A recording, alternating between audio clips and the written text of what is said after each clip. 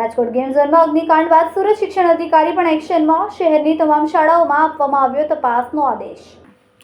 શિક્ષણ અધિકારી દ્વારા 120 ટીમો બનાવવામાં આવી. શાળાઓમાં ફાયર સેફટીના સાધનો અને ફાયર એનઓસી બાબતે તપાસ કરવામાં આવશે. શાળાઓ ખુલ્યા બાદ શાળાના વિદ્યાર્થીઓને પણ આગની ઘટનામાં કઈ રીતે રક્ષણ મેળવવું તે બાબતની તાલીમ આપવામાં આવશે. શાળાના શિક્ષકો અને આચાર્યને પણ તાલીમ આપવામાં આવશે. શાળા શરૂ થયા બાદ અલગ અલગ શાળામાં મોકડ્રીલ યોજવામાં આવશે.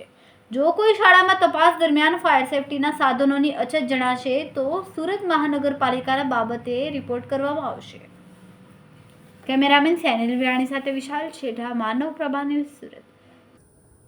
શિક્ષણ વિભાગ દ્વારા પણ તમામ શાળાઓની તપાસ કરવા માટે થઈને ટીમની રચના કરવામાં આવી છે.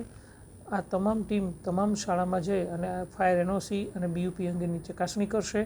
શાળાની ભૌતિક સુવિધા બાબતે પણ ચકાસણી કરશે, જેથી કરીને રાજકોટની જે ઘટના બની છે એવી કોઈ ઘટના શાળા કક્ષાએ ન બને એની તકેદારીના ભાગરૂપે તમામ પ્રકારની ચકાસણી કરવામાં આવશે. શાળાઓમાં જે ફાયર સેફટી અને એનઓસી બાબતે કઈ રીતે માહિતી મેળવવામાં આવશે? ફાયર સેફટી અને એનઓસી બાબતે સરકારશ્રીની જે ગાઈડલાઇન છે એ મુજબની ચકાસણી કરવામાં આવશે. 9 મીટર કરતાં વધુ ઊંચાઈ ધરાવતી શાળાઓની અંદર ફાયર એનઓસીની જરૂરિયાત હોય છે અને નિયમો હોય છે. નિયમોને ધ્યાનમાં રાખી તમામ સ્ટાફને એ અંગે અવેર કરવામાં આવ્યા છે.